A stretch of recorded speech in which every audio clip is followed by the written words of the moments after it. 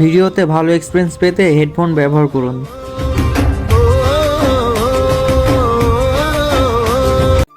বাবু, চলো না ওটা করি। কি করব? বিয়ের পর বর বউ যেটা করে। যদি ব্লাড বের হয় তখন? আরে পাগলি, কিছু হবে না। প্রথম প্রথম একটু কষ্ট সব মেয়েরাই পায়। তবু আমার ভয় করছে।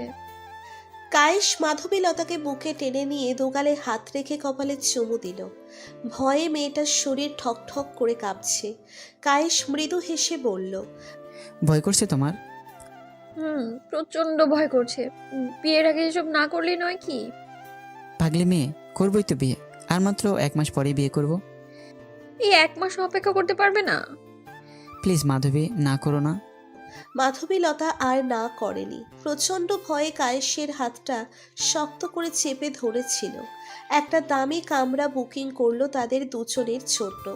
কায়েস হাসতে হাসতে রুমের ছিটকিনি লাগিয়ে নরম গদির বিছানায় বসে আছে মাধবীলতা মেয়েটা।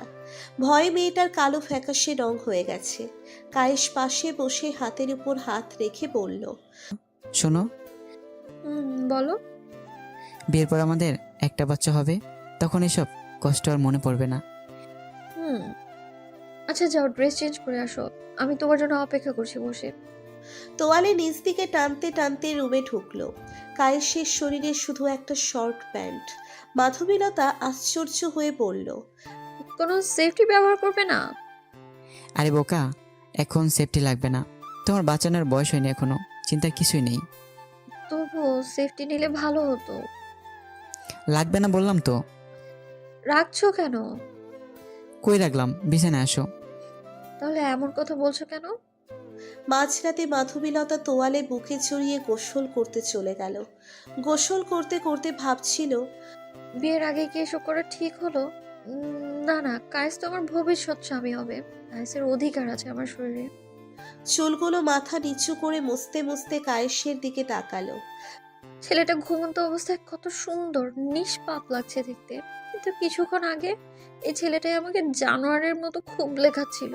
ভালোবাসলে কেউ এরকম ভাবে তার গার্লফ্রেন্ডকে ব্যবহার করে কিনা জানি না আমি। তবে তার চোখে আমি নিজেকে খুঁজে পাই।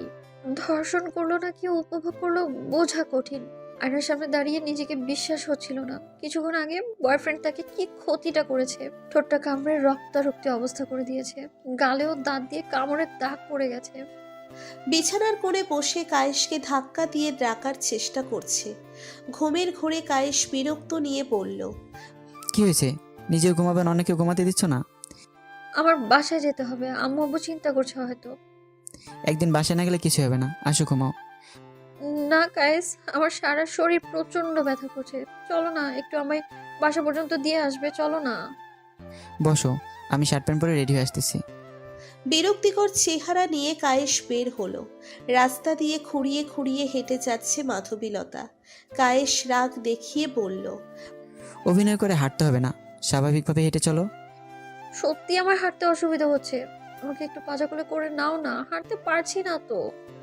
এভাবে গেলে চলো, না গেলে এখানে রাত কাটাও। মাধবীলতা যদি ছেলে হতো অবশ্যই রাতটা রাস্তাতেই কাটিয়ে দিত। কায়েসের ব্যবহারও কেমন জানি খারাপ হয়ে যাচ্ছে। প্রথম রুম ডেটে যদি আগ্রহ কমে যায়, তাহলে আমার চরিত্রের কালো দাগ কোনো দিনও মেশাতে পারবো না। বাসার কাছে আসতেই কোনো কিছু না বলে সিগারেট ধরিয়ে টানতে টানতে চলে যাচ্ছে কায়েস। কায়েসের এমন ব্যবহারে মাধবীলতা অন্যমনস্ক হতে লাগলো। এত অবহেলা কেন করছে আমার? কায়েসের চাহিদা মিটে গেছে বলে কি আমাকে অবহেলা করছে? দরজায় কলিং বেল দিতে হলো না, হালকা ধাক্কা দিতেই দরজা খুলে গেল। তার মানে মাধবীলতার আম্মু আব্বু এখনো জেগে আছে। টিপ টিপ পায়ে মাধবীলতার রুমে ঢোকার চেষ্টা। তার আব্বু আম্মু সোফায় বসে গালে হাত রাখা। চিন্তায় পড়লে যেন হয় মানুষদের। না দেখার ভান করে মাধবীলতা সিঁড়ি বেয়ে ওপরের রুমে চলে যাচ্ছিল।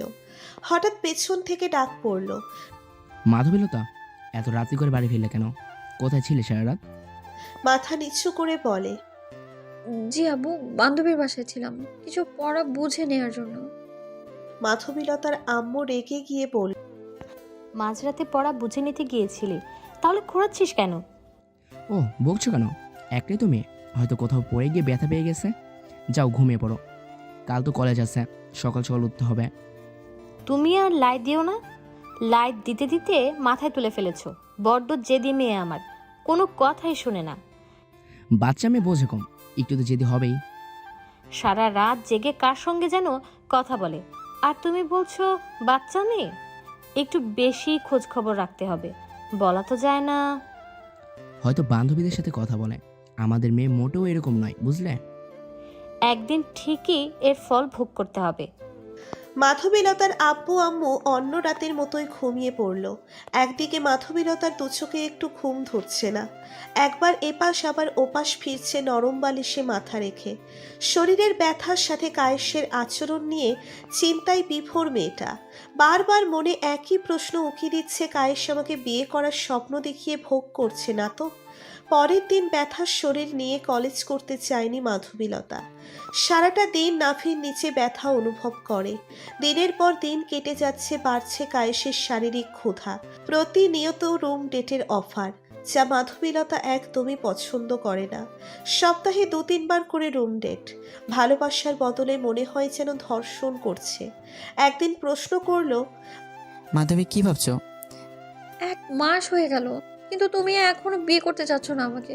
শুধুই কি দেহের লোভ তোমার? চাকরি পেলেই বিয়ে করব। এনিওয়ে, তোমার চিন্তা করতে হবে না। তুমি শুধু আমাকে একটু আদরের স্পর্শ দিয়ে তাতেই চলবে।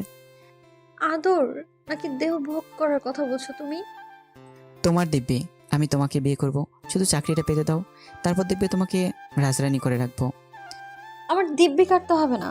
এমন কোনো সময় নিজের জন্য আমায় ব্যবহার করনি তুমি। পিরিয়ড চলাকালীনও তুমি আমায় নর পশুর মতো ভোগ করেছো। কিছুই বলিনি, কারণ আমি তোমাকে ভালোবাসি। আমার চোখের জলেরও কোনো মূল্য নেই তোমার কাছে।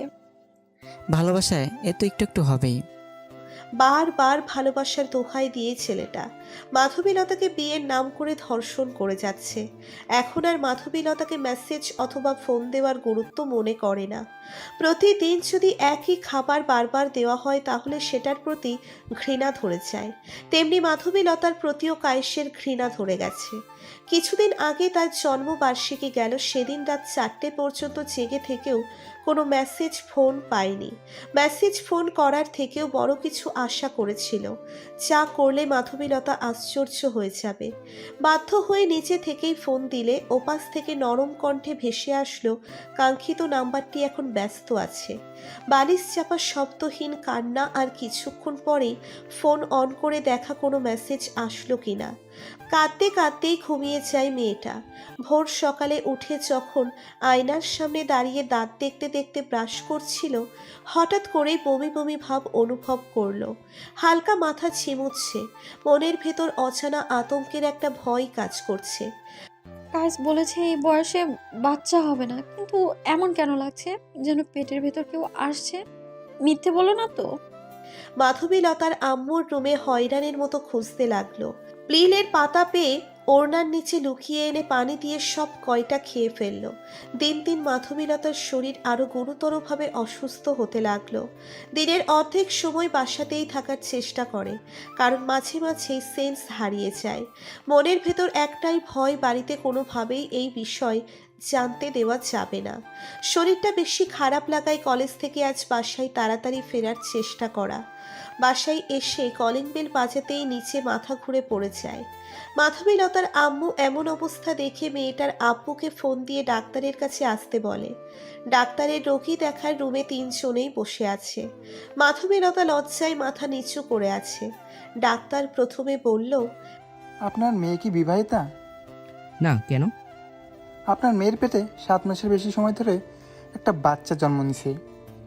এমন কথা শুনলে যেন কোনো বাবা মায়েরই মনটা চাইবে মেয়েকে বিষ খাইয়ে মেরে ফেলি, কিন্তু কেউ সেটা করতে পারে না।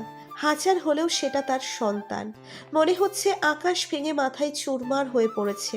মাধবীলতার আম্মু মেয়ে হওয়ায় ভালো করেই জানে বাচ্চা নষ্ট করা যায়। ডাক্তারকে বলল, ডাক্তার, বাচ্চাটা নষ্ট করা যাবে না? আম্মু, ওটা আমার সন্তান, আমার পাপের শাস্তি। আমার সন্তান কেন পাবে? চুপ ডাইনি, নিজের সন্তান কাকে দাবি করছিস? ওটা একটা জারদ সন্তান, তোর পাপ কর্মের সন্তান। মাধবীলতা কান্না শুরু করে দিল। মাঝখানে ডাক্তার বলল, বাচ্চা এখনো নষ্ট করা সম্ভব না। আপনারা চাইলে কয়েক সপ্তাহ বাদে অপারেশন করাতে পারেন। এখন নষ্ট করলে মা এবং সন্তান দুজনেরই ঝুঁকি আছে। আমি আগেই সন্দেহ করেছিলাম তোমার মেয়ের পেট বেড়ে যাওয়া নিয়ে। না, তুমি বলেছিলে মেয়ে মোটা হচ্ছে। মোটা হলে কোনো মেয়েরই এভাবে পেট বেড়ে যায় না। মাধবীলতার বাবাকে ইঙ্গিত করে এসব কথা বলল। মেয়ের এরকম কাজে বারবার লজ্জায় মাথা নিচু হয়ে যাচ্ছে। লজ্জায় টকবক করছে বাবার চেহারাটা। টোল পড়া গালে লজ্জায় লাল দাগ রং স্পষ্ট ছাপ। চেয়ারটা সরিয়ে দিয়ে উঠে গেল নিজস্ব গাড়িতে। এক হাতে ড্রাইভিং করছে, অন্য হাতে জ্বলন্ত সিগারেট। মাধবীলতা তার বাবার দিকে তাকিয়ে আছে। সে লোকটা তার মেয়ের মায়াবী মুখখানা দেখলে সিগারেটের কথা ভুলে যেত। অন্য দিনের মতো আজও মুখ থেকে টান দিয়ে নিয়ে বাহিরে ফেলে দিল। সাহস হয় কিভাবে তোর সিগারেট ফেলে দেওয়ার? আব্বু, গালে হাত রেখে কাঁদছিল মাধবীলতা। যে বাবা তাকে মামনি ছাড়া ডাকতো না, আজ তার মুখে তুই শব্দটা শুনে কান্না আটকাতে পারেনি। ছি, তোর মতো মেয়ে যেন কোনো বাবা মা না পায়। তুই হয়তো জানিস না একটা বাবা মা তাদের সন্তানকে নিয়ে কত স্বপ্নই না দেখে থাকে। টপ করেই একটা ফোঁটা চোখের জল কালো ছুতোয় চুইয়ে পড়ে। সহজেই কোনো পুরুষ কাঁদে না। গাড়িটা থামিয়ে হন হনিয়ে বাবা মা বাসার ভেতরে চলে গেল। নীরব কান্নায় ভেসে দিচ্ছে নরম বালিশটা। সন্ধ্যা পেরিয়ে রাতের অন্ধকার নেমে এসেছে। রুমের সব লাইটটা বন্ধ করানো। পাগলের মতো ছুটে গেল মোবাইল ফোনের কাছে। কায়েশ বারবার মাধবীলতার ফোনটা কেটে দিচ্ছে। সে এখন অন্য মেয়ের জন্য ব্যস্ত। শেষে বিরক্ত হয়ে ফোনটা ধরেই মেজাজ দেখিয়ে বলল, তোমার কি কোনো কাজ থাকে না নাকি? সবসময় এত ফোন দাও কেন? আমাকে বিয়ে করতে পারবা? বিয়ে? কেন? তুমিই তো আমায় বিয়ের স্বপ্ন দেখিয়েছো, অনেক কিছু করেছো আমার সাথে। এখন আমার চরিত্রটা রক্ষা করো। কখন? দেখো, আমি সিরিয়াসলি বলছি, আমি প্রেগনেন্ট। তুমি বলো, এই সন্তানে কি করবা? আমি এখন বিয়েটি করতে চাই না। আর তুমি একটা চরিত্রহীন মেয়ে, আমার সাথে শারীরিক সম্পর্ক করতে পারলে অন্যজনের সঙ্গেও করতে। কায়েস, চিল্লাও কেন? বাচ্চা নষ্ট করে দিলে সমস্যার সমাধান হয়ে যাবে। কায়েশ ফোনটা কেটে দিয়ে সিমটাই ফেলে দিল। মাধবীলতা টেবিল ল্যাম্পের উপর পিল বড়ি দেখে হাতে নিতেই দেখল আউট অফ ডেট হয়ে গেছে পিলগুলোর। সব বাবা মাই তার সন্তানের ভালো চায়। অবশ্যই মাধবীলতাকে তার বাবা মাও একটা সুযোগ দিতে পারে। টিপটিপিয়ে তার আম্মু আব্বুর রুমে চলে গেল। কয়েকটা নখ দিতেই ভেতর থেকে ছিটকিনি খুলে দিল। বিষণ্ণতা মুখে তাকিয়ে আছে তার আম্মু। জড়িয়ে ধরে কেঁদে দিল। আবার কাঁদছিস কেন? যা হবার হয়ে গেছে, আমরা একটা না একটা ব্যবস্থা করবই। সরি আম্মু। পাগলি মেয়ে, চোখের জল মোছ। সরি আব্বু, সরি আম্মু। এখন থেকে তোমরা যা বলবে তাই শুনবো। মাধবীলতার আম্মু আব্বু নিজস্ব কিছু কথা বলল। আব্বু নড়ে চড়ে বসল। হুট করেই তার আম্মু বলল, তোর বাচ্চা হওয়ার ডেট আর কিছুদিন পর। আমরা জারজ বাচ্চাটা ফেলে দিতে চাই। না আম্মু, এসব কি বলো তুমি? হাজার হলেও এটা আমার সন্তান। তুমি কি আমায় মেরে ফেলতে পারবে? এই না বললি যা বলবে তাই করব? আমার সন্তানকে আমি মারতে পারবো না। জারজ সন্তান, এই সন্তানের কি পরিচয় দিবি? যদি বড় হয়ে বাবার পরিচয় চায় তখন কি জবাব দিবি? আমার সন্তানকে আমার পরিচয় বড় করব। লোক সমাজে কি পরিচয় বড় করবি? সবার তো আর জানার বাকি নেই তোর এসব নোংরামির ঘটনা জানার। আমি বুঝবো সেটা। তোর যা ভালো মনে হয়।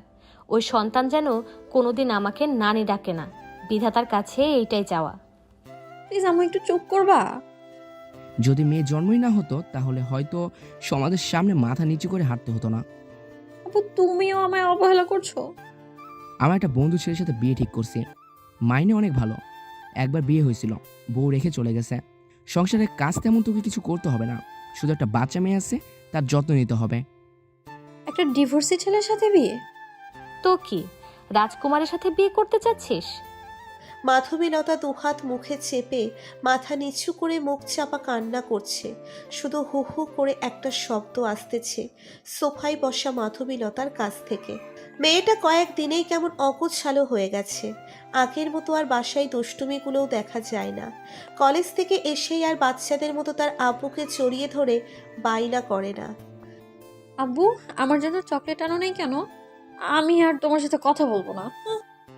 মাধবীলতার আব্বু আর নিচু হাতে তুলে খাওয়াই না। যে মেয়েটা মার হাতে না খেলে ক্ষুধা মেটে না, সেই মেয়ে গত 2 দিন ধরে ঠিকমতো খাওয়া দাওয়া করে না। চুলগুলো শুষ্ক হয়ে গেছে, চোখের কোটরে চলে গেছে চোখের মণিগুলো, ঘন কালো দাগ চোখের নিচে। একটা মেয়ের সব থেকে মূল্যবান সম্পদ অহংকার, তার দেহ। আজ মাধবীলতা বুঝতেছে। নিচের রুমে বসে মাধবীলতা চিৎকার করে কান্না করছে। মাধবীলতার রুমের দরজায় ঠক ঠক নক পড়ল। ছিটকিনি খুলে দিতেই দেখতে পেল তার আম্মু। খুশিতে আত্মহারা হয়ে গেল মাধবীলতা। হাতে প্লেটের উপর আর একটা প্লেট দিয়ে ঢেকে রেখেছে কিছু একটা। মাধবীলতার চোখের পানি মুছে বিছানায় উঠে বসলো। তার আর সহ্য হচ্ছে না, কখন তার আম্মু খাইয়ে দেবে সেই আশায় প্লেট টেবিলে রেখে চলে যাচ্ছিল। চেহারা না ফিরিয়েই বলল, পড়ার টেবিলে রেখে গেলাম, খেয়ে নিস। আম্মু, ওই মুখে আম্মু ডাক, ডাকবি না, লজ্জায় আমার মাথা নিচু হয়ে যায়। তোর মতো কলঙ্কি মেয়ের মুখে আম্মু ডাক মানায় না। আমি 2 দিন ধরে না খেয়ে আছি আম্মু। জানো না তোমার হাতে না খেলে ক্ষুধা মেটে না। প্লিজ খাইয়ে দাও না আম্মু, প্লিজ। তোকে খাইয়ে দিতে ইচ্ছে করে না। এখন বড় হয়ে গেছিস, কলেজে পড়িস, আবার রুম ডেটেও যাস। এখন কি আর ছোট আছিস যে খাইয়ে দিতে হবে? সরি আম্মু, এমন ভুল আর হবে না। কিছু ভুল কখনোই মেনে নেওয়া যায় না। বড় বড় ভুল সরি বলেই সমাধান করা যায় না। মুখে আঁচল চেপে কান্না করতে করতে চলে গেল। মেয়ের সামনে মুখোমুখি হয়ে হয়তো এসব কথা বলতে পারতো না। অনেক ভালোবাসেছে মেয়েটাকে, তাই তো চেহারা না ফিরিয়েই কথাগুলো বলল। বিছানা ছেড়ে শাওয়ার নিল। বেশ কিছুক্ষণ শাওয়ার নিল যেন মনটা একটু ফ্রেশ হয়ে যায়। তোয়ালে দিয়ে মাথা ঝুঁকে চুল মুছতে মুছতে রুমে ঢুকে দেখলো বিছানায় পড়ে থাকা ফোনে অচেনা নাম্বার থেকে কল এসেছে। কেটে দিল কলটা। আবারও কল আসলো। বিরক্তি কল নিয়ে ধরে রাগ দেখিয়ে বলল, কি সমস্যা কি আপনার? বারবার বিরক্ত কেন করছেন? পরিচয় কি আপনার? আমি সোহান। চিনলাম না আপনাকে। কে আপনি? ঠিক করে বলুন তো। কেন, আপনার বাবা মা আমার সম্পর্কে আপনাকে কিছু বলেনি? আমার সাথেই তো আপনার বিয়ে ঠিক করা হয়েছে, আপনার বাবার বন্ধুর ছেলে। ও হ্যাঁ, চিনতে পেরেছি। আসলে খুব ব্যস্ত থাকার জন্য আপনাকে ফোন দিতে পারিনি। একা হাতে সংসারের সব কাজ আর পিচ্চি বোনটার দেখাশোনা, এক কথায় বলতে গেলে ব্যস্ততার ওপর সময় কাটে। তবে হ্যাঁ, আমাদের যখন বিয়ে হবে তখন আপনাকে রান্নার কাজে হেল্প করতে পারি। আমার হাতের রান্না অনেক ভালো। বিয়ের আগে এত স্বপ্ন? আপনাকে এখন যে কথাটা বলবো শুনলে বিয়েই করবেন না আমাকে? বলুন তাহলে। কিছু বলার আগেই ব্যালেন্স শেষ হয়ে গেল। সোহান ছেলেটা ভাবছে মেয়েটা কি খুব গুরুত্বপূর্ণ কথা বলতে চেয়েছিল, বলেও বলতে পারল না।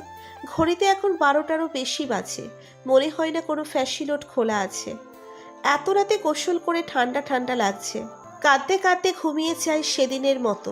সোহান ছেলেটা আর কল করে না। বিজনেসম্যান লোক, বিজনেস নিয়ে হয়তো ব্যস্ত, অথবা তার পিচ্ছি মেয়েকে নিয়ে। আজ মাধবীলতার নাভির নিচে প্রচণ্ড ব্যথা অনুভব করছে। প্রসব ব্যথায় মেয়েটা বিছানার চাদর টেনে ধরে আছে। চিৎকার করে বলে উঠল, আম্মু, আমার আর ব্যথা সহ্য করতে পারছি না আমি। চিৎকারে পুরো বাড়ি নড়ে ওঠার মতো। পাগলের মতো হন্তদন্ত হয়ে ছুটে আসে তার আম্মু। তার আব্বু অফিসের কাজে ব্যস্ত। ক্যালেন্ডারের দিকে চোখ যেতেই দেখলো লাল মার্ক করা। নিচে লেখা আমার কিউট বাচ্চাটার হওয়ার ডেট। মাধবীলতার আম্মু ভয়ে কাঁপছে, মাথা থেকে ঘাম ঝরছে। 17 বছর বয়সী একটা মেয়ে এত কম বয়সে বাচ্চা হতে গিয়ে যদি নিজের মেয়েটাকেই হারায়। ফোন তুলে তাড়াহুড়ো করে মাধবীলতার আব্বুর নাম্বার টাইপ করে। কল দিল, রিং হচ্ছে কিন্তু ফোন তুলছে না। মাধবীলতার আব্বু মিটিংয়ে থাকায় কলটা কেটে দিয়ে আবার মিটিংয়ে মনোযোগী হয়ে সবাইকে বোঝাচ্ছে। কাপা কাপা হাতে মেসেজ করলো, প্লিজ কলটা ধরো, মাধবীলতার খুব গুরুতর অবস্থা। মেসেজ দেখে কিছুটা ভয় ঢুকে গেছে মনের ভেতর। কিছু হলো না তো মেয়েটার? এবার কল করতেই ধরলো। ওপাশ থেকে মাধবীলতার আম্মু বলল, হ্যালো। তোমার কণ্ঠ কেমন জানি ভারী ভারী লাগছে।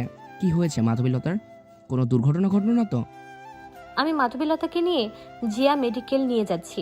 ওর শরীরটা খুব খারাপ। জিয়া মেডিকেল কেন? ফোনে সব বলা সম্ভব না, তুমি প্লিজ তাড়াতাড়ি চলে আসো। মাধবীলতার আব্বু এসে দেখে তার স্ত্রী একটা বেঞ্চিতে বসে ঝুঁকে কান্না করছে। পিঠে হাত রাখতেই চমকে উঠল। স্ত্রীকে চড়িয়ে ধরে চোখের জল মুছে দিয়ে বলল, সৃষ্টিকতা আছে আমাদের সাথে, তিনি আমাদের মেয়ের কিছু হতে দেবে না, তার উপর বিশ্বাস রাখো। ভাবছিলাম আমাদের মেয়ের বাচ্চা হলে কি করব। চিন্তা করো না, আমি একটা না একটা ব্যবস্থা ঠিকই করে দেব। সমাজে কিভাবে মুখ দেখাবো? তারা যদি প্রশ্ন করে বিয়ের আগে কিভাবে বাচ্চা হলো তখন? বললাম তো চিন্তা করো না, আমি আছি তো সব কন্ট্রোল রাখার জন্য। তার স্ত্রীকে শক্ত করে বুকে জড়িয়ে ধরে আছে, হু হু করে কান্না করছে। কান্নায় তার শার্ট ভিজে চুপসে যাচ্ছে। ডাক্তার বেরিয়ে এলো। মাধবীলতার আম্মু চোখের জল লেপটে লুপটে মুছে বলল, ডক্টর, আমার মেয়ে এখন কেমন আছে? বাচ্চার মা একদম সুস্থ আছে, কিন্তু কিন্তু কি ডক্টর, এভাবে চুপ থাকবেন না। সরি, আমরা মাকে বাঁচাতে গিয়ে বাচ্চাকে বাঁচাতে পারিনি। আপনারা চাইলে পেশেন্টের সাথে দেখা করতে পারেন। ডাক্তার চলে গেল। বিধাতার কাছে লাখ লাখ শুক্রিয়া। স্বামী স্ত্রী মিলে দুজনে মাধবীলতার রুমে ঢুকে মিষ্টি একটা হাসি দিল। মাধবীলতা তাদের দেখে ওঠার চেষ্টা করলো। তখন তার আম্মু বলল, উঠিস না, ডক্টর তোকে রেস্ট নিতে বলেছে। আমার বাচ্চা কই? কই আমার বাচ্চা? পাগলের মতো বলতে লাগলো। দীর্ঘশ্বাস ফেলে তার মাধবীলতার আম্মু বলল, তোর বয়স কম হয় বাচ্চা হয়ে মারা গেছে, তুই ভালো আছিস, এটাই অনেক আমাদের কাছে।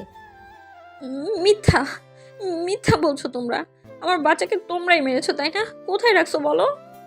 এতে মিথ্যা বলার কি আছে? তোমরা তোমরা ডক্টরকে ঘুষ দিয়েছো, তাই না? প্লিজ ফিরিয়ে দাও আমার বাচ্চাটাকে, প্লিজ। তোমরা যা বলবে আমি সব করতে রাজি। বিশ্বাস না হলে ডক্টরকে বল, তারাই জানে বাচ্চা মারা গেছে নাকি বেঁচে আছে। তোমরা এতটা নিষ্ঠুর কিভাবে হতে পারলা? একটা নিষ্পাপ বাচ্চাকে কেন মারলে? এরই মাঝে চলে আসে মাধবীলতার আব্বু। মাধবীলতার সন্তান হারানোর ভয় লক্ষ্যই করেনি তার আব্বু বাহিরে চলে গেছে কখন। ফল হাতে রুমে ঢুকলো। মামের কি কথা হচ্ছে? দেখো না, তোমার মেয়ে কি সব আবল তাবল বকছে। আমরা নাকি ওর বাচ্চাকে মারার জন্য ঘুষ দিয়েছি। হ্যাঁ, তোমরাই মেরেছো, তোমরা খুনি। চুপ, একদম চুপ। বুঝাও তোমার মেয়েকে, কিছুতেই বুঝতেছে না জারজ বাচ্চাটা মারা গেছে। শোন, বাচ্চাটার মুখ থেকে মা ডাক শোনার ভাগ্যটা হয়তো তোর কপালে ছিল না, তাই মারা গেছে। যদি তোর ভাগ্যে থাকতো তাহলে অবশ্যই মা ডাকটা শুনতে পেতি। ভাগ্যের সাথে খেলা করে সবাই জিততে পারে না, ভুলে সব অতীত, নতুনভাবে জীবনযাপন করে। কিন্তু আব্বু, আমি কোনো কিন্তু শুনতে চাই না। বিয়ের জন্য নিজেকে রেডি করো, আর মাত্র 6 দিন পর তোমার বিয়ে। আব্বু আমি বিয়ে করতে চাই না। কেন, কায়েসকে বিয়ে করতে ইচ্ছে করে? বল না তাহলে তোর কায়েসকে বিয়ে করতে। সব কথার এক কথা, আমি যাকে পছন্দ করেছি তার সাথেই তোর বিয়ে হবে। কথাগুলো বলে উঠে চলে গেল তার অফিসের কাছে। কান্নায় ভেঙে পড়া মাধবীলতাকে তার আম্মু বারবার বোঝাচ্ছে। এভাবেই কেটে গেল 6 দিন। কিন্তু মাধবীলতার এখনো কোনো বিয়ের প্রস্তুতি নেওয়া হয়নি। আগ্রহ থাকলে তো প্রস্তুতি নেবে। তার বান্ধবীরা হাতে স্বর্ণের বালা পরিয়ে দিচ্ছে, কেউ বা মেকআপ করিয়ে দিচ্ছে, কিন্তু বারবার মেকআপগুলো লেপটে যাচ্ছে। এত কান্না করলে হয়, তার বান্ধবীর মন্তব্য। বান্ধবীরা মিটিমিটি হেসে হেসে ফুলশয্যা রাতের দুষ্টু মিষ্টি গল্পের কথা বলছে। বাম হাতে শক্ত করে ধরে আছে বিষের বোতল। হয় কায়েসের সাথে পালাবে, নয়তো বিষ মানে মৃত্যু ঘটবে। কায়েসকে বারবার কল দেওয়ার চেষ্টা, প্রথম কয়েকবার কলটা গেলেও ধরেনি। মেসেজ দিল, মরা মুখ দেখার জন্য রেডি থাকো তাহলে। হঠাৎ করেই তার আম্মু রুমে ঢুকে বলল, তোমরা সবাই বাইরে যাও। জি আচ্ছা আন্টি।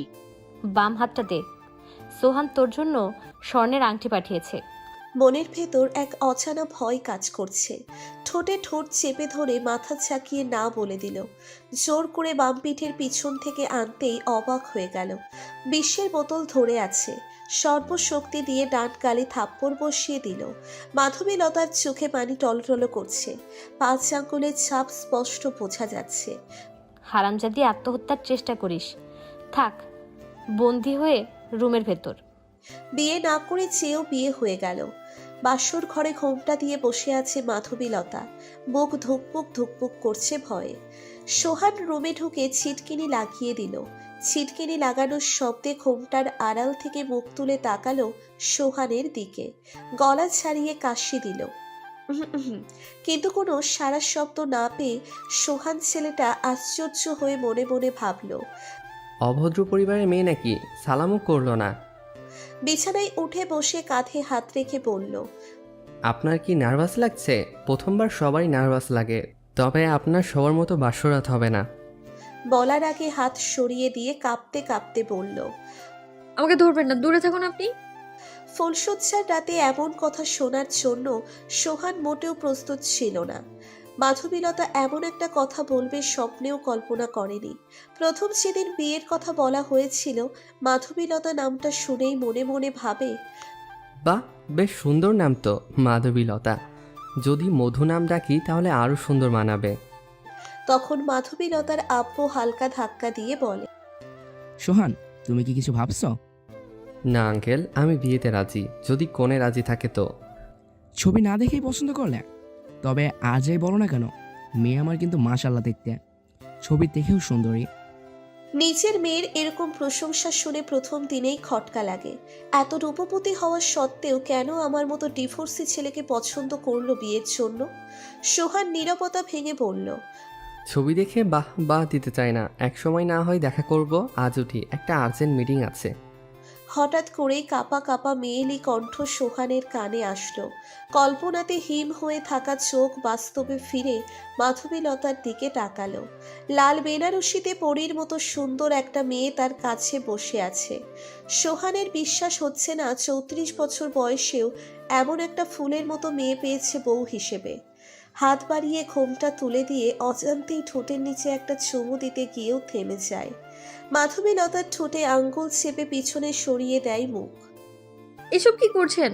আমি আপনার বউ, কোনো পতিতা নই যে আমায় ভোগ করবেন আপনি। কিন্তু কেন? আমি আপনাকে স্বামীর অধিকার দিতে পারবো না।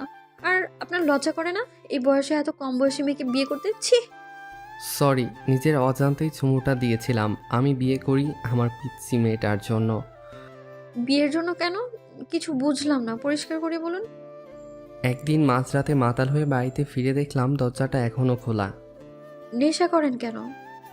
সম্পূর্ণ ঘটনা তো আগে শুনুন, তারপর প্রশ্ন। ভয় হলো মনে, পিচ্ছি মেয়েটার কিছু হলো না তো আবার। চিটকিরি লাগিয়ে দিতেই হু হু করে কান্নার শব্দ ভেসে এলো কানে। পিচ্ছি মেয়েটা ফ্লোরে বসে হাঁটুর সঙ্গে মাথা ঠেকিয়ে কান্না করছে। মাথায় হাত বুলিয়ে দিয়ে প্রশ্ন করেছিলাম, মামুনি কাঁদছো কেন? কেউ কি মারছে তোমায়? জড়িয়ে ধরে কেঁদে বলে, আব্বু, তুমি পচা কি সব খাও? আমি ওসব পছন্দ করি না।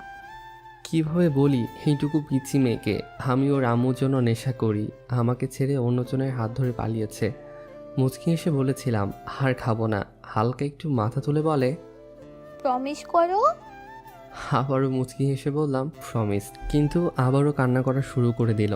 তখন বললাম, কাঁদছো কেন আবার? বললাম তো খাবো না। এই কান ধরছি। কান ধরে বলি, কান্না জড়িত কণ্ঠে বলে, জানো আব্বু, সবাইকে আম্মু নিতে আসে স্কুলে, শুধু আমার আম্মুই আসে না। কই গেছে আমার আম্মু? সেদিন কথা বলার ভাষা হারিয়ে ফেলেছিলাম। কিভাবে বোঝাবো তার আম্মু পরকীয়ায় আসক্ত হয়ে অন্যজনের হাত ধরে পালিয়েছে। সমস্যা নেই, আমি আপনার সন্তানের যত্ন নিব, কিন্তু বউয়ের অধিকার চাইবেন না প্লিজ। ধন্যবাদ আমাকে হেল্প করার জন্য। আমি ভার্জিন না, আমি একজন ইচ্ছাকৃত ধর্ষিতা মেয়ে। তবুও বিয়ে করেছেন কেন? আমি জানতাম না এই বিষয়টা। না জানারই কথা, আব্বু কখনোই জানাতেন না, কারণ জানলেই হয়তো না করে দিতেন বিয়ের প্রস্তাব। ছি, ঘৃণা হয় আপনাদের মতো মেয়েদের নিয়ে। দেহ নিয়ে কি বোঝাতে চেয়েছিলেন? আপনার বয়ফ্রেন্ডকে অনেক ভালোবাসেন, তাই না? আপনি কি করে জানলেন সে আমার বয়ফ্রেন্ড ছিল? আগে যার সাথে সংসার করতাম তারও একই কাহিনী, সেজন্যই তো অন্যের সাথে পালিয়েছে। আমি আপনার কাছে অধিকার চাই না, শুধু আমার সন্তানের যত্ন নিলেই হবে। পাশের রুম থেকে এনে মাধবীলতার কাছে শুইয়ে দিয়ে চলে গেল অন্য রুমে। আর সবার মতো তাদের সেই রাতটি সুখের হয়নি, ভাগ্য ছিল না হয়তো। ঘুমের ঘোরে মাধবীলতা ছটফট করছে। কপাল বেয়ে চুইয়ে চুইয়ে ঘাম টপ টপ করে পড়ে বালিশ ভিজে যাচ্ছে। স্বপ্নে দেখছে তার আব্বু কালো কোট পরে দাঁড়িয়ে আছে জিয়া মেডিকেলে। ডাক্তারের সাথে কি নিয়ে যেন কথা কাটাকাটি হচ্ছে। পকেট থেকে 1000 টাকার 3টে বান্ডিল বের করে দিয়ে ডাক্তারের হাতে ধরে দিল। ডাক্তার মাথা ছাকিয়ে না না বলছে আর হাত ঠেলে দিচ্ছে। আরও 2টা বান্ডিল পকেটে পুরে দিল। ডাক্তারের মুখে এবার মিষ্টি একটা হাসি ফুটে উঠল। ডাক্তারের পেছন পেছন তার আব্বু যাচ্ছে। আশ্চর্য, মাধবীলতা বেডে শুয়ে আছে জ্ঞান শূন্য হয়ে।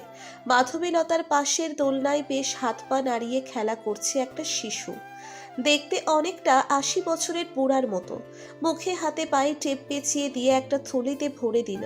তার আব্বু হেঁটে যাচ্ছে বস্তি এলাকাতে, ডাস্টবিনে থলেটা ফেলে এদিক সেদিক তাকিয়ে চলে গেল। ঘুম থেকে ধর্মরিয়ে উঠে বসলো বিছানায়। চোখে হাত রাখতেই বুঝলো জলে ভেজে গেছে দু চোখ। পরদিন সকালে রান্নার কাজ শেষ করে যখনই তার নতুন মেয়েকে ডাকতে যাবে, তখন দরজার আড়াল থেকে ফিসফিসিয়ে কথা বলার আওয়াজ শোনে। দরজা হালকা ধাক্কা দিয়ে ভেতরে ঢুকে কোনো শব্দ ছাড়াই দেওয়ালের দিকে মুখ ঘুরিয়ে কথা বলছে তার পিচ্ছি মেয়েটা। হঠাৎ পেছন ফিরে তাকিয়ে বলল, নতুন, এই দেখো আমার বন্ধু। কিন্তু মাধবীলতা কিছুই দেখতে পারছে না। আর এই বাসায় ৩ জন ছাড়া আর কেউ নেই বলেই মনে হয়, কারণ সোহান বলছে তার মা বাবা বলতে পৃথিবীতে কেউ নেই। তাহলে কার সাথে কথা বলছে? একটা পিচ্চি মেয়ে দেখতে পাচ্ছে, কিন্তু আমি কেন দেখতে পাচ্ছি না? আশ্চর্য করার মতো ঘটনা। আর বুঝলোই বা কি করে তার পেছনে দাঁড়িয়ে আছি? এসব চিন্তা মাথার ভিতর ঘুরপাক খাচ্ছে আমার। কথাগুলো মনে মনে বলতে বলতে নিচে নেমে এলো।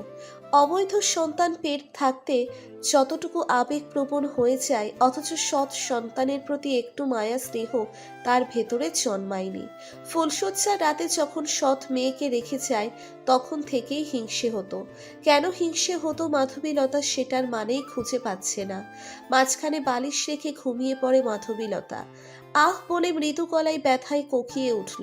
পেঁয়াজ কাটতে কাটতে কখন সে নিজের আঙ্গুলটা কেটে বসেছে নিজেই বোঝেনি। মনে মনে গালি দিল, কি সব অলক্ষণে কাণ্ড ঘটছে এসব। কাল রাতের ভয়াবহ স্বপ্ন, তার সকালে ঘটনা, আবারও মাথায় চিনচিন ব্যথা অনুভব করলো মাধবীলতা। আজ আর রান্না করব না, বাহির থেকে খাবার অর্ডার দিলেই হবে। শরীরটা কেমন যেন ম্যাচ ম্যাচ করছে, মনে হয় একটু ঘুমের দরকার। সৎ সন্তানের রুমে ঢুকে দেখলো কার সাথে যেন এখনো কথা বলছে আর মিটিমিটি হেসে টেডি বিয়ার নিয়ে খেলা করছে। দরজায় দাঁড়িয়ে বলল, কি করছে আমার পিচ্চি আম্মুটা? এই তো আমার নতুন বন্ধুটার সাথে খেলা করছি।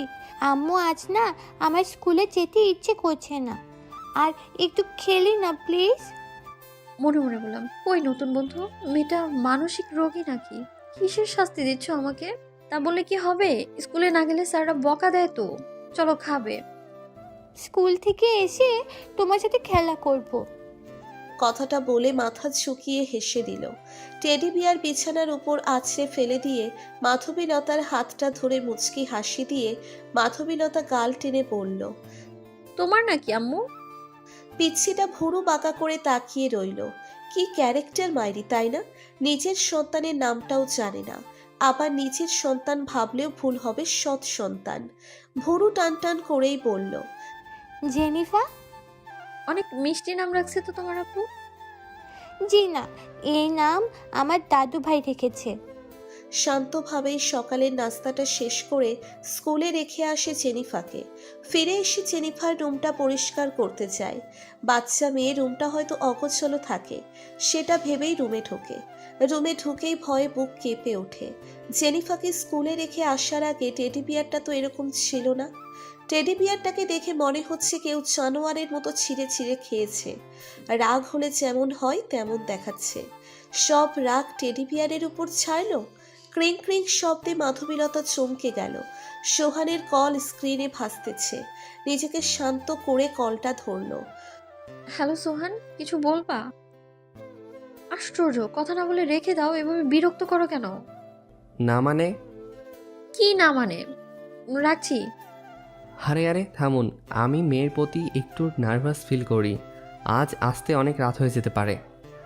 তো জেনিফাকে একটু কাছে কাছে রাখবেন, বিশেষ করে ছাদে একদমই যেতে দিবেন না। টুট টুট কলটা ওপাশ থেকে কেটে দিল। সোহান ছেলেটা একরাশ লম্বা নিঃশ্বাস ছেড়ে কাজে মনোযোগী হলো। খুব শীঘ্রই রাত হয়ে গেল। অবশ্য রাতে ডিনার করার সময় মাধবীলতা একটা বিষয় লক্ষ্য করলো। কার সাথে যেন জেনিফা আবারও কথা বলছে, তবে সাধারণভাবে নয়, রাগী মেজাজ নিয়ে। ডিনার শেষ করে শুয়ে পড়ল বিছানায়। জড়িয়ে ধরে দুটি ছোট হাত দিয়ে জেনিফা। ঘুমের ভেতর থেকেই শরীরটা ঘামতে শুরু করলো। চিৎকার করছে কিন্তু কোনো শব্দ বের হচ্ছে না। একটুও নড়তে পারছে না মাধবীলতা। ঘুটঘুটে অন্ধকার রাজ্যে মনের ভেতর অজানা এক ভয়ের আতঙ্ক। একটা বৃদ্ধা বাচ্চা জেনিফার সামনে দাঁড়িয়ে, পাটা ছোট আর একটা বড়, ইয়া বড় বড় নখ, চোখ দুটো সম্পূর্ণ কালো, যা সাধারণ মানুষের হয় না। হঠাৎ ছোট ছোট হাতগুলো হয়ে ক্রমশ সরু আর লম্বা হচ্ছে, হাওয়াতে সাপের মতো এঁকে বেঁকে ভাসতেছে। কিছু বুঝে ওঠার আগেই বৃদ্ধ বাচ্চাটা লম্বা হাত দিয়ে গলায় পেঁচিয়ে ধরল। দম যেন আটকে যাচ্ছিল, হাত ছাড়ানোর চেষ্টা করছে, কিন্তু বৃদ্ধ বাচ্চার শক্তির সঙ্গে কিছুতেই পেরে উঠছে না। চেহারায় সেই ভয়ঙ্কর হাসি গলা শুকিয়ে কাঠ করে দিচ্ছে। অবাক করা ব্যাপার হলো, বৃদ্ধ বাচ্চাকে দেখতে কিছুটা ৮০ বছরের বুড়োদের মতো। অবাক করিয়ে দিয়ে বাচ্চাটার শরীর থেকে সম্পূর্ণ শক্তি শুষে নিচ্ছে, কপালের ভাঁজগুলো মিশে যাচ্ছে, আর আমি একটু একটু করে বৃদ্ধ হয়ে যাচ্ছি। বৃদ্ধ বাচ্চা এক যুবকে রূপান্তরিত হয়ে আশ্চর্য করে দিল। উঠে দাঁড়ানোর শক্তিটুকু হারিয়ে ফেলছে সে। মাজা কোমরে বাতের ব্যথার মতো অনুভূতি বুঝতে পারল। ফ্রক টেনে ছিঁড়ে বুকের উপর ধারালো খোঁচা খোঁচা নখ ডেবে দিচ্ছে। চিৎকার করতে গিয়েও গলা দিয়ে কোনো শব্দ বেরুচ্ছে না। আঙ্গুল কামড়ে ধরে কষ্ট সহ্য করছে। না বলে চিৎকার করে লাফ দিয়ে উঠে বসলো। ঘুমটা ভেঙে গেল। জোরে জোরে নিঃশ্বাস নিতে নিতে জাগ থেকে পানি ঢেলে সম্পূর্ণ একেবারে খেয়ে নিল। টেবিল ল্যাম্পে উপর রাখা ফোনটা ভাইব্রেশন হয়ে কেঁপে উঠছে। কাঁপা কাঁপা হাতে রুমাল দিয়ে মুখের ঘাম মুছতেছে। বলল, হ্যালো, কে? কেন, কি হয়েছে? বিছানার অন্য পাশে ফিরে লক্ষ্য করলো কোলবালিশ রেখেছিল জেনিফার ঘুমানোর পর। কোলবালিশ আছে, কিন্তু জেনিফা নেই কেন? মাথায় যেন আকাশ ভেঙে পড়ল। তড়িঘড়ি করে নিচে নেমে এসে কাঁদতে কাঁদতে বসে পড়ল। সোহান গাড়ি পার্কিং করার জন্য আসতেই দেখলো ভিড়। মাঝরাতে এত লোক কেন? কি হয়েছেটা কি এখানে? ভিড় ঠেলে সামনে যেতেই আত্মা কেঁপে উঠল। একটা পিচ্ছি মেয়ে, বয়স আনুমানিক ৬ থেকে ৭ বছরের মাঝামাঝি। কিন্তু অবাক কাণ্ড হলো, পিচ্ছি মেয়েটাকে দেখতে ৮০ বছরের বুড়ির মতো লাগছে। গলায় কেউ একজন শক্ত করে চেপে ধরেছিল। ৫ আঙ্গুলের স্পষ্ট কালো দাগ দেখা যাচ্ছে। ৬-৭ বছরের পিচ্ছি মেয়েটার চেহারা দেখে বোঝা যাচ্ছে না এই মেয়েটা কে। কোঁকড়ানো চুল সাদা হয়ে গেছে, চেহারায় বৃদ্ধদের মতো বয়সের ভাঁজ পড়ে গেছে। বুকের উপরে ধারালো কিছু দিয়ে ভেতর থেকে হৃৎপিণ্ডটা ছিঁড়ে বের করে নেওয়া হয়েছে। পাশে রক্তে ভেজা হাতের আঁচড়ের চিহ্ন। জীবনের মায়া কার না থাকে। অনেক চেষ্টা করেও মেয়েটা নিজেকে বাঁচাতে পারেনি। হাউমাউ করে কেঁদে দিল। এ যে তার নিজেরই দুষ্টু মেয়ে জেনিফা। দেখে চিনতেই পারেনি এটা তার আদুরে দুষ্টু মেয়েটা। বোঝা মুশকিল ৮০ বছরের বুড়ি নাকি ৬-৭ বছরের পিচ্ছি মেয়ে। বাসায় ফেরার সময় অনেকগুলো চকোলেট এনেছিল তার আদরের মেয়েকে দেবে বলে। চকোলেট পেয়ে খুশি হবে, তারপর জড়িয়ে ধরে গালে পাপ্পি দিয়ে কোলে বসে বলবে, আব্বু আব্বু একটা গল্প শোনাও না। আচ্ছা, এই মাধবীলতা মেয়েটার বাড়ির দরজায় পা রাখার পর থেকে কী সব অশান্তি আসছে আর আসছে। প্রথমত ভার্জিন না, তারপর আবার বিজনেসে অনেক বড় ক্ষতি, ব্যবসায় লাভ ক্ষতি হবে, কিন্তু আজ মাধবীলতার জন্য নিজের মেয়েটাকে হারালাম। পিচ্ছি মেয়েটার কি দোষ ছিল? তাকে কেন মাধবীলতার পাপকর্মের ফল ভোগ করতে হলো? সান্ত্বনা দিয়ে মাধবীলতা সোহানকে তাদের বাসায় রেখে আসে। ডাইনিং টেবিলে সোহান অন্যমনস্ক হয়ে শার্টের হাতায় চোখের জল মুছতেছে। প্লেট হাতে মাধবীলতা সোহানের সামনে দাঁড়িয়ে বলল, খেয়ে নিন, ডিম ভাজি করছি। হারে একটাও কথা বলবি না। আচ্ছা, তোর কি একবারও লজ্জা করলো না নিজের পাপ কর্মের শাস্তি একটা বাচ্চা মেয়েকে ভোগ করাতে? যেদিন যেদিন তোর মুখ দেখে অফিস গিয়েছি, প্রতিটা দিনই বিজনেস ডিল ক্যান্সেল কেন হয়? ঝনঝন শব্দে রুমটা ভরে গেল। প্লেটের সব কিছু ফ্লোরে পড়ে মাখামাখি অবস্থা। সোহানের মনটা চাচ্ছে পারলে একটা লাথি দিই। মেয়েদের সম্মান দেওয়ায় লাথি মারতে পারল না। যাওয়ার আগে সোহান শুধু একটা কথাই বলল, পারলে ভোর হওয়ার আগে নিজের মুখটা না দেখালেই খুশি হব। হুম। যত সব কোথা থেকে এসেছে যে পৃথিবীতে ভাগ বসায়। সকাল সকাল ঘুমচড়িত চোখে বিছানায় হাত বলিয়ে দেখে তার বউ পাশে নেই। কই গেল মেয়েটা? যাই হোক, ভালোই হয়েছে, আপদ বিদেই হয়েছে। মেয়ের চিন্তায় ব্রাশ করেনি। সারা রাত কান্না করে 4:30 ঘুম চোখে নেমে আসে। গোসল করে ঠিক 10টায়। মেয়ের দাফন কাজ শেষ করে। বাসায় ঢোকার পর লম্বা করে কেউ একজন বাথরুমে কাপড় চোপড় ধুচ্ছে। সোহান কিছুক্ষণ ভাবতে থাকে, কাছের বুয়াকে তো কাল সকাল থেকে জয়েন করতে বলেছি, তাহলে কাপড় চোপড় ধুচ্ছেটাকে? ওকে দিয়ে দেখে মাধবীলতা বাথরুমে। রেগে গিয়ে বলে, তোকে না বলেছি আমাকে তোর মুখ দেখাবি না? কোথায় যাব? যেদিকে দু চোখ যায় সেদিকে চলে যা, তবুও তোর অভিশপ্ত মুখ আমাকে দেখাবি না। একটার একটা বিপদ লেগেই থাকে তোকে দেখলে। মাধবীলতা কাপড় কাছে বাদ রেখে মাথা নিচু করে কাঁদছে। সোহানের আগে কটমট করতে করতে চলে যাচ্ছিল। হঠাৎ পা পিছলে ফ্লোরে পড়ে সজোরে মাথা আঘাত পেয়ে জ্ঞান শূন্য হয়ে পড়ে থাকে। মাধবীলতা ভয় পেয়ে যায়। কেন বারবার এমন হচ্ছে? কাছের মানুষগুলোকে কেড়ে নিচ্ছে। সোহানের মাথায় পানি ঢেলে জ্ঞান ফিরিয়ে আনে। মাথাটা ঝিমুচ্ছে এখনো। মাথায় হাত রেখে একটু নড়ে চড়ে উঠে বসতে গেলে মাধবীলতা কাঁধে হাত রেখে বলে, আপনার এখন রেস্ট দরকার, উঠবেন না? কেন যাচ্ছিস না চলে? প্রথমে আমার মেয়েকে মারলি, এখন আমাকেও মারার ফন্দি করছিস? যায়নি। মাধবীলতা মাথা নিচু করে চলে গেল। এই 2 দিনে থাপ্পড় খাওয়াটা মাধবীলতার অভ্যেসে পরিণত হয়েছে। ক্রিং ক্রিং শব্দে কেঁপে উঠছে মাধবীলতার ফোন। স্ক্রিনে কায়েসের ছবি ভেসে উঠেছে। কায়েসের নাম্বার দেখেই রাখতে লাগলো। কলটা কেটে দিল, কিন্তু না, এ যেন থামার কোনো নামই নেই। সাইলেন্ট করে রাখলো ফোন। এবার আর কোনো কল আসেনি, সরাসরি একটি ভিডিও মেসেজ আসলো। ভিডিওটা দেখে মাধবীলতা শুকনো ঢোক গিলল। নিচে থেকেই কায়েসকে কল করলো। গাইস, তুমি কি চাও? এভাবে ব্ল্যাকমেইল কেন করছো? আর এই ভিডিওটাই বা কখন করলে তুমি? গোপনে করে রেখেছিলাম, যদি হঠাৎ ক্ষুধা লাগে তখন তো তোমাকে দরকার পড়বে নাকি? ক্ষুধা লাগে মানে? আমি কি পতিতা যখন ইচ্ছে ব্যবহার করবে আমায়? তা ঠিক জানি না, তবে সেলিব্রিটি না হতে চাইলে আরেকটি বার তো বিছানা আসতেই হবে। কি সব আবল তাবল বকছো তুমি? আমার বিয়ে হয়ে গেছে, আমার এখন একটা সংসারও আছে, তুমি প্লিজ ডিলিট করে দাও। আফসোস, কাল সকালে যখন ইউটিউবে দেখবে তোমার আর আমার উলঙ্গ ভিডিও, হয়তো তোমার লাশ ফাঁসিতে চলবে, নয়তো নষ্ট মেয়ে নামে এলাকায় ফেমাস হয়ে যাবে। একবার ভেবে দেখো, যুবক থেকে শুরু করে বয়স্ক লোক তোমার উলঙ্গ দেহ দেখবে আর মজা নেবে। তার থেকে ভালো আরেকটি বার। আমি রাজি। কোথায় দেখা করবে তাহলে, রেস্টুরেন্টে নাকি বাসায়? তুমি আমার বাসায় আসো। কোনো চালাকি চলবে না কিন্তু, তাহলে ভাইরাল করে দেব। কিছুক্ষণ নীরবতা রেখে কায়েস ওপাশ থেকে বলে উঠল, না না, সকালে কেন আসবে? তখন আমার স্বামী বাসায় থাকে। তুমি পারলে 12টার দিকে আসো, তখন ফ্রি থাকবো। কেন, তোমার কি অফিস নেই নাকি? তুমি কি আমায় বিয়ে করতে চেয়েছিলে? চাকরি পেলে অথচ মাঝখান দিয়ে আমার সংসারে অশান্তি সৃষ্টি করলে। মাঝে মাঝে না মনের মাঝে প্রশ্ন জাগে, তুমি শুধু ব্যবহারের জন্য ভালোবাসতে, তাই না? হ্যাঁ, ব্যবহারের জন্য ভালোবাসতাম। আমি অন্যজনকে ভালোবাসি। তাকে বিয়ের প্রস্তাব দিলে তার বাবা মা বলে যেদিন নিজে পায়ে দাঁড়াতে পারবে সেদিন বিয়ে করার স্বপ্ন দেখবে। জানিস মাধবী, সেদিন অনেক অপমান হয়েছিলাম। তোর থেকে যতগুলো টাকা নিয়েছি সব দিয়ে চাকরির ব্যবস্থা করেছি। ঘুষ ছাড়া এখন কে চাকরি মেলে? আমাকে ছাড়া অন্য কোনো মেয়ে পেলে না? আমাকে কি তোমার শিকার বানাতে হলো? কি অপরাধ ছিল আমার? রাগ। মানে কার উপর রাগ ছিল? তোর উপর রাগ ছিল, খুব অহংকার ছিল তোর। অহংকারের কারণে মাটিতে পা পড়তো না। এক সময় তো সরি বলেছি সবাইকে। সেটাও না, মনে পড়ে প্রথম দিনের কথা?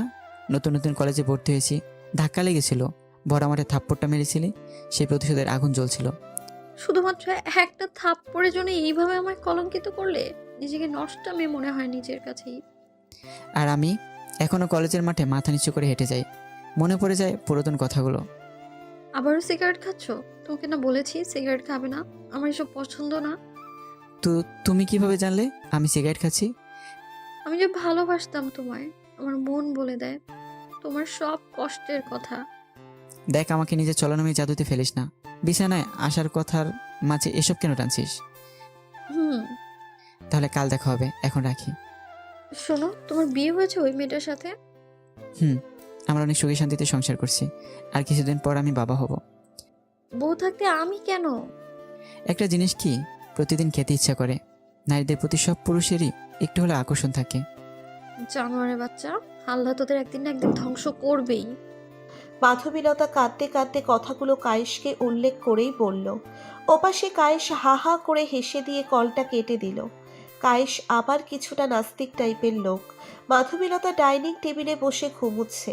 সোহান কলিং বেল বাজাতেই মাধবীলতা ঘুমের হাই তুলে বলে। বাইরে কিছু খেয়েছেন? টলটলো করে মাধবীলতার চোখে চোখ রেখে তাকিয়ে থাকে।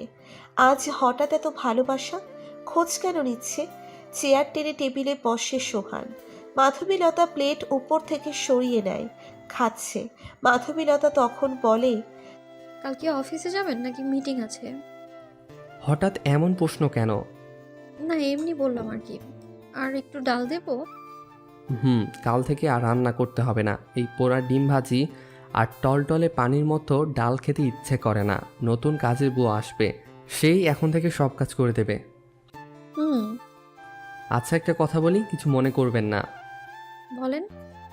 বেশ কিছুদিন ধরে উল্টোপাল্টা স্বপ্ন দেখছি। আমি আবার ভূত পেতে ভয় করি। কিছু মনে না করলে বিছানাটা দুজনে শেয়ার করতে পারি? না না, রাগ করবেন না, মাঝখানে কোলবালিশ রাখবো। সমস্যা নেই, তবে ধরার চেষ্টা করবেন না। চাদরটা দুজনের হচ্ছিল না। সোহান লাজুক ছেলে, লজ্জা বেশি পায়। গটিসুটি হয়ে বাচ্চাদের মতো ঠকঠক করে কাঁপতেছে ঠান্ডা বাতাসে। মাধবীলতা সেলিংয়ের দিকে তাকিয়ে ভাবছিল কিছু একটা। সম্পূর্ণ চাদর তার গায়ে জড়িয়ে আছে। সোহানের এমতো অবস্থা দেখে বাচ্চারার প্রতি মায়া হলো। মাঝখান থেকে কোলবালিশ সরিয়ে দিল। কাঁপতে কাঁপতে জড়িয়ে ধরল মাধবীলতাকে। উষ্ণ গরম অনুভব পেয়ে আরও এটে সেটে গেলে মাধবীলতার সাথে। ঘুমন্ত অবস্থায় কাউকে এভাবে জাগানো উচিত নয়। একটু তো সহ্য করতেই হবে, এমন দুষ্টুমি যেহেতু বিয়ে করাবো। কিন্তু এটা একটু বেশিই হয়ে গেল না? মাধবীলতার বুকে মাথা রেখে ঘুমুচ্ছে। এক ঝটকায় সরিয়ে দিল সোহানকে। ধপাস করে পড়ে গেল ফ্লোরে। মাথায় ব্যথা পেয়ে আউচ শব্দটা বের হয়। মাধবীলতা ধমকানি দিয়ে বলে, ভারী অসভ্য তো আপনি। একা মেয়ে পেলেই সুযোগ তুলতে চান। দেখুন ম্যাডাম, আমি হয়তো ঘুমের মাঝে বুকে রেখেছি, তাই বলে এভাবে কেউ নিচে ফেলে দেয়? অদ্ভুত মেয়ে আপনি। ওয়েট, তার মানে আপনি ইচ্ছে করে বুকে মাথা রেখেছেন? তা না হলে জানলেন কিভাবে বুকে মাথা রেখেছে? এইটা তো বদ অভ্যাস, বুকে মাথা রেখে ঘুমানো। বিয়ে করেছি, এইটুকু সহ্য করতে পারবে না? অন্য কোনো ক্ষতি করব না, প্রমিস। শুধু বুকে মাথা রেখে ঘুমাবেন, তার বেশি কিছু না। বিছানায় শুয়ে চাদর চড়িয়ে বলে। একটু জড়িয়ে ধরি, নয়তো শীত করবে। মাধবীলতা অপেক্ষায় আছে কখন সোহান অফিসে চলে যাবে। বুকের ভেতর একটা ভয় কাজ করছে। যদি ধরা পড়ে যায় কায়েশের সাথে অবৈধ সম্পর্ক করার সময় যা করতে হবে গোপনেই কাজটা শেষ করে দিতে হবে। আয়নার সামনে দাঁড়িয়ে সোহান টাই বাঁধার চেষ্টা করছে। না হচ্ছে টাই বাঁধা। পায়ের পাতায় ভর করে টাই হাতের নাগালে আনার চেষ্টা করছে। সোহানের বুকের নিচে পড়ে থাকে মেয়েটা। হাত ঝটকানি দিয়ে সরিয়ে দিল টাই। রাগে গিয়ে বলল, বাহ, রাতে জড়িয়ে ধরে ঘুমানো আর দিনে অবহেলা, এসবের মানে কি? মানে একদম ক্লিয়ার, আমার কোনো স্বামীর অধিকার চাই না। তার মানে কি সব ব্যবহারের জন্য ছিল? কাল রাতে যেগুলো হয়েছিল সাধারণভাবে ছেড়ে দেব? কাল রাতের কথা ভুলে যাও, অজান্তেই হয়ে গেছে। আর হঠাৎ এত ভালোবাসা দেখানোর মানে কি বুঝি না। কাজের বুয়া আসলে সব কাজ বুঝিয়ে দেবে। টাই ঠিক করতে করতে চলে যাচ্ছে সোহান। দরজার কাছ থেকে না যেতেই আবারও কলিং বেল বেজে উঠল। মাধবীলতার রাগ হচ্ছে অনেক। কে আবার আসলো? কায়েশ আসলো না তো? কিন্তু এত তাড়াতাড়ি তো আসতে বলিনি আমি। দরজা খুলে দিল একটা বস্তির মেয়ে দাঁড়িয়ে আছে। টসটসা লাল ঠোঁটে পান চিবুচ্ছে। পান চিবুতে চিবুতে মৃদু হেসে বলল, আপা, আপনি কি সোহান সাহেবের বউ? কিন্তু আপনার পরিচয়? আমি নতুন কাজের বুয়া। সাহেব আজ থেকে কাজ শুরু করার কথা বলছে। তা কি কি কাজ পারো? ঘর মোছা থেকে কাপড় চোপড় ধোয়া সব পারি। শোনো, ভদ্রতার সাথে কাজ করবা। কোনো ক্ষতি হলে বেতন থেকে কাট করবো। আর আমার অনুমতি ছাড়া আমার রুমে আসবে না। দরকার পড়লে নিজেই রুম পরিষ্কার করব, কিন্তু তোমার আসতে হবে না। কেন আপা? মুখের উপর কথা বলো কেন? আমি যা যা বলবো তাই করতে হবে। যাও, এখন থেকেই কাজে লেগে পড়ো। আর বাসি থালা বাসনগুলো ধুয়ে রাখো, তারপর সব রুম মুছে দেবে। মাধবীলতার রুমে এসে দরজা চেপে দিয়ে ফোনটা হাতে নিয়ে কায়েসের নাম্বারে একটা মেসেজ করলো। এখন আসতে পারো, ফ্রি আছি। সোহান চলে গেছে, তবে সাবধানে আসবি, নতুন কাজের বুয়া রাখছে। মেয়েটা একটু চতুর টাইপের। ওকে। পিছনের দরজা দিয়ে আসবা, আমি কোনো রিস্ক নিতে চাই না। কায়েস বাইকে বসে যাচ্ছে, আর সহ্য হচ্ছে না অপেক্ষা। এরকম একটা নাদুস নুদুস দেহের প্রেমিকা কি সবার কপালে জোটে? কখন যে পৌঁছবে। পেছনের দরজায় নখ পড়তেই খুলে দিল। মাধবীলতা কায়েসকে বলে জুতো ভেতরে নিয়ে আসতে, দেখে ফেললে সমস্যা হয়ে যাবে।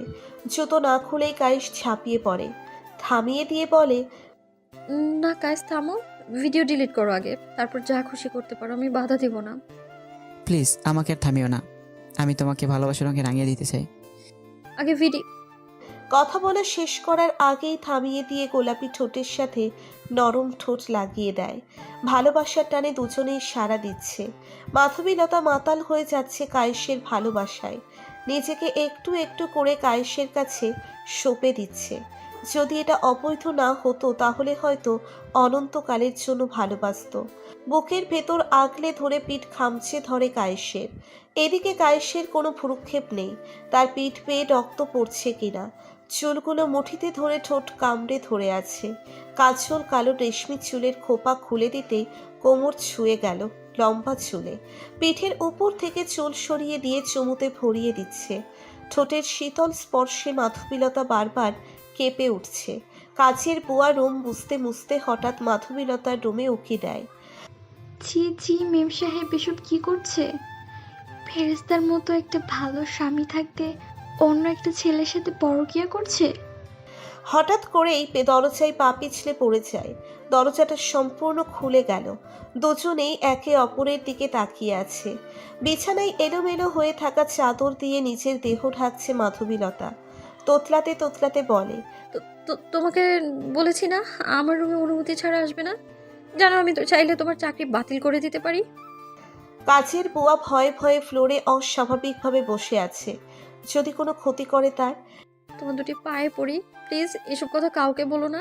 আপনি আমার বড় বোনের মতো। আমার বোন হলে গালে নিজে 2টা থাপ্পড় দিয়ে দিতাম। কত টাকা লাগবে আপনার? আপনার নাকি একটা পিচি ছেলে আছে, তার পড়ালেখার খরচ দেবো আমি। গরিব হতে পারি কিন্তু লোভী নয়। বিশ্বাস করুন আমি বাধ্য হয়ে করছি, কারণ আমায় ব্ল্যাকমেইল। ঠিক আছে, আমি এই বিষয়ে সাহেবকে কোনো কথা বলবো না। আপনারা বড়লোক মানুষ, অনেক কিছুই করতে পারেন, তবে আমাকে এর মাঝে জড়ায়েন না। কাজের বুয়া নিচের কাজে আবারও ব্যস্ত হয়ে গেল। মাধবীলতা ছিটকিনি লাগিয়ে দিয়ে বলে, গাইস এখন তো ভিডিওটা ডিলিট করো প্লিজ। কিছু করতে পারলাম না, ডিলিট কিভাবে করি? তুমি বরং আরেকটু বার সময় খোঁজো। আমার ভয় করছে, সোহান যদি বুঝে ফেলে। যে ছেলে তার বই শরীরে হাত দিতে ভয় করে তার দ্বারা এসব সম্ভব না। তোমার মনের মতো একটা মানুষ আছে, তাহলে আমায় ব্যবহার করে লাভটা কি?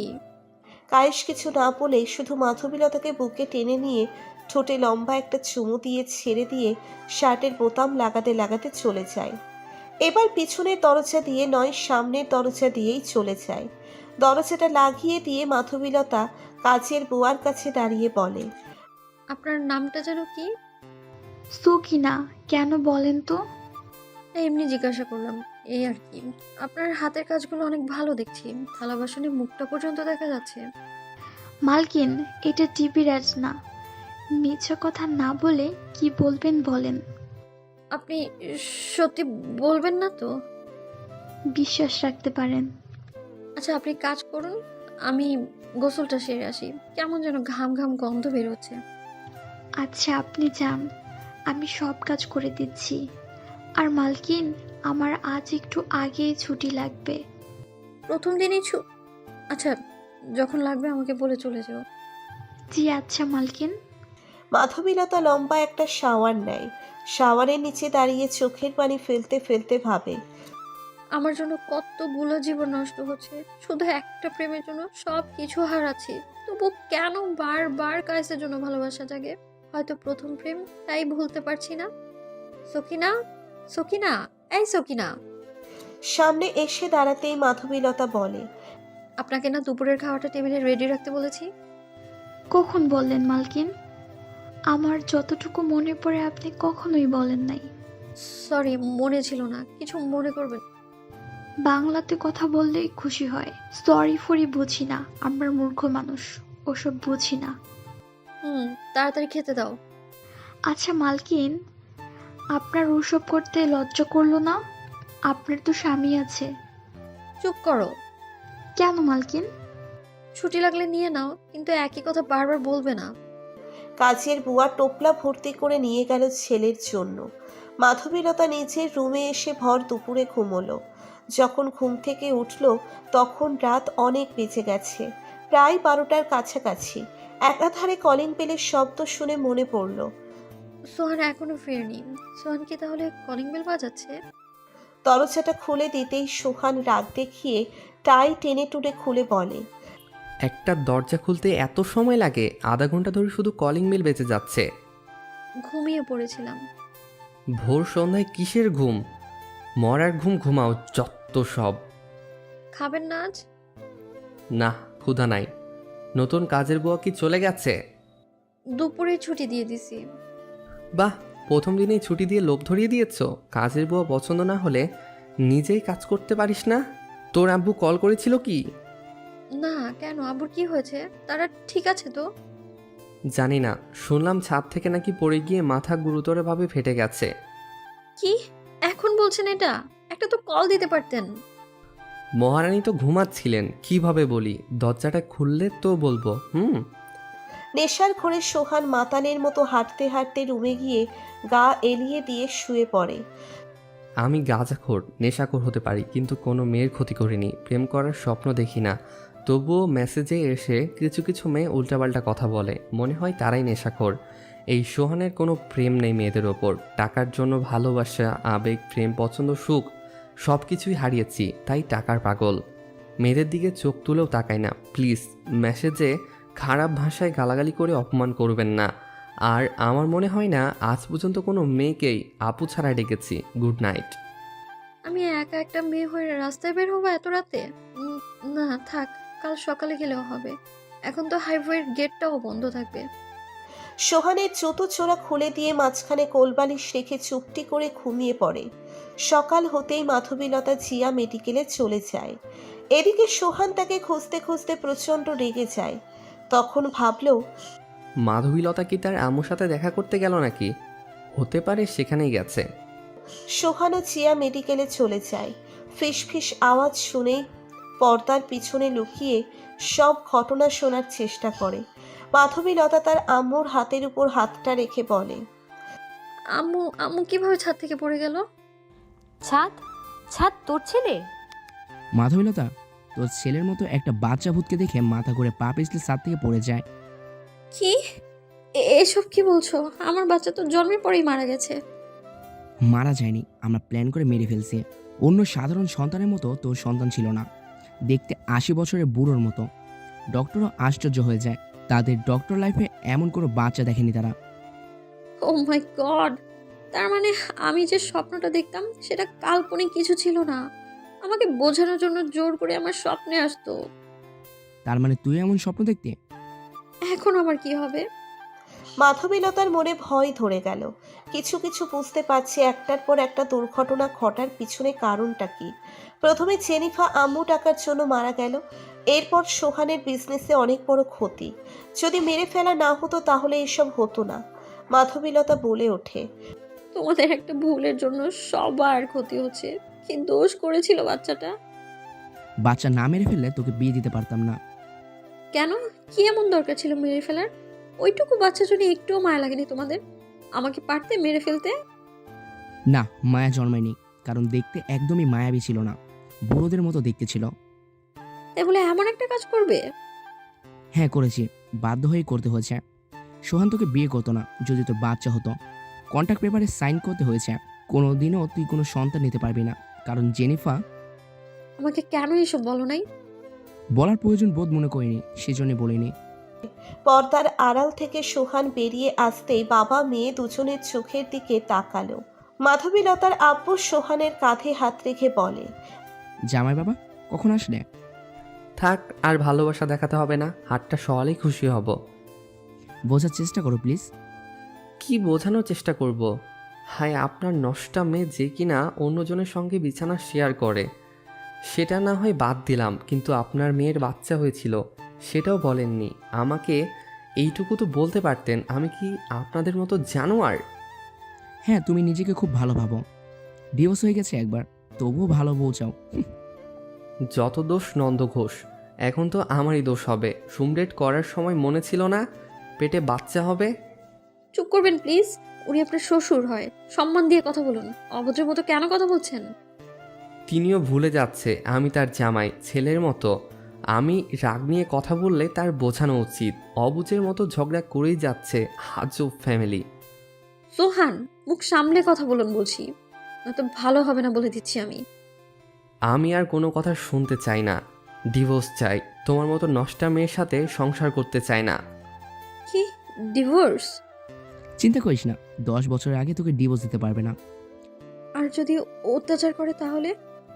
নারী নির্যাতন মামলা করে দিব, তারপর দেখি তোকে কিভাবে ডিভোর্স দেয়। আইনের সাহায্য নেব। বাবা মেয়ে কি সুন্দর প্ল্যান করেছেন। না যেতে পারি ডানে, না যেতে পারি বামে। মাধবীলতার হাত শক্ত করে চেপে ধরে বলে, আহ, লাগছে, আস্তে ধরুন। বাসায় চলো। স্বামীর কথা তোমাকে শুনতে হবে, এটা আমার অধিকার। না, আমি আম্মুকে রেখে যাব না, ছেড়ে দাও। খাচ্চুন্নি, তোর জন্যই। তোর আম্মু মৃত্যুর সাথে খেলা করছে। বাসায় চল, তারপর তোকে সোজা করার ব্যবস্থা করতেছি। কয়েক সপ্তাহ পর সোহান অফিসের জন্য রেডি হচ্ছে, এমন সময় মাধবীলতার চিৎকার শুনে ডাইনিংয়ের কাছে ছুটে গেল। থালা বাসন সব ছড়িয়ে ছিটিয়ে হয়ে ভেঙে পড়ে আছে। থতমত হয়ে পড়ল। কি হয়েছে তোমার? প্রসব ব্যথার মতো ব্যথা লাগছে, কিছু একটা করো প্লিজ, ব্যথা মরে যাচ্ছি। সোহান 5 কোলা করে তুলে নিয়ে ডাক্তারের উদ্দেশ্যে বলল। বাহিরে বসে সোহান অপেক্ষা করছে, মাথায় কি সব চিন্তা ভাবনা ঘুরপাক খাচ্ছে। এখনো পর্যন্ত দুজনে পাশ ঘেঁষেও বসেনি। তাহলে কিভাবে পেটে বাচ্চা আসতে পারে? আগে রিপোর্ট আসুক, তারপর বোঝা যাবে কিভাবে কি হলো। এখন এসব না ভাবলেই ভালো। ডাক্তার রুমের ভেতরে ঢুকলো, কিছুটা রাগী চোখ নিয়ে তাকিয়ে বলে, মেয়েটা আপনার কে হয়? কেন? হাস্যকর বিষয় হলো, মেয়েটার পেটে এর আগেও একটা বাচ্চা পাওয়া গেছে। কায়েস নামে ছেলেটার ডিএনএর সাথে মিলে গেছে। এবারে অন্যজনের ডিএনএর সাথে মিলে গেছে। 2 মাস আগে বাচ্চা হয়েছে, কিন্তু আশ্চর্য হওয়ার মতো ঘটনাটা হলো, ডাক্তার কিছু বলতে গিয়েও আটকে গেল, কপালে এক বিন্দু ঘামের ফোঁটা। সোহান তখন বলে, চুপ করে থাকবেন না, তারপর বলুন। ভাবছি এই 2 মাসে কিভাবে 7 মাসের একটা সন্তান হতে পারে। এক্সরেতে বাচ্চাতে দেখে চমকে যায়। কেন? সাধারণ কোনো বাচ্চার মতো না, মনে হচ্ছিল যেন রঙিন ছবি, দেখতেও 80 বছরের বুড়োদের মতো ছবি। Delivery late? আজকে ক্যাশ কাউন্টারে 10,000 টাকা জমা দেবেন। ওকে। সোহানের যেন কোনো আগ্রহই নেই, অফিসের কাজে ব্যস্ত। তার মনে একটাই রাগ, স্বামীকে যে সুযোগটা দিল না, অন্যজনকে আগেই দেওয়া হয়ে গেছে সেটা। ওদিকে মাধবীলতা বারবার নার্সদের ডেকে ডেকে সোহানের কথা জিজ্ঞেস করছে। 5ম বারের মতো ডাক দিতেই নার্স রাগে টকবগে হয়ে বলল, কি সমস্যা কি আপনার? সোহান নামে কেউ কি এসেছিল? বলছি তো, আসলে বলে দিব, আর মনেও হয় না আসবে। কানটা ঝালাফালা করে দিল। মেয়েটা যত সব পাগলের দল আমার কাপলেই জোটে। সোহান 10,000 টাকা ক্যাশ কাউন্টারে জমা দিয়ে মাধবীলতার কাছে আসে। মাধবীলতা হাতের ইশারায় কাছে ডেকে বলে, পাশে বসবে একটু, কয়েক মিনিট সময় দেবে? বলেন।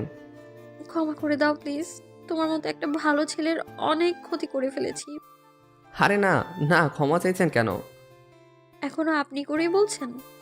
জানো, আমার কেন জানি মনে হচ্ছে আস্তে আস্তে আমার সময় কমে যাচ্ছে। সোহান কিছু না বলে বাহিরে গিয়ে বসে। চিন্তা একটু একটু তো হচ্ছেই বটে, পায়চারি করছে এদিক সেদিক। হঠাৎ একটা রক্ত ভেজা দেহ, সাদা ধবধবে শার্টটা ভিজে লাল হয়ে গেছে, মুখের এক পাশটা খারাপভাবে থেতলে গেছে। বাবা মা গলা ফাটিয়ে চিৎকার করে কায়েস কায়েস বলে ডাকছে। সোহান ভাবল, এইটা কি সেই কায়েস? মাধবীলতা দেখলে তো খুশির ঠেলায় আত্মহত্যা করে বসতো যদি এটা কায়েস হতো।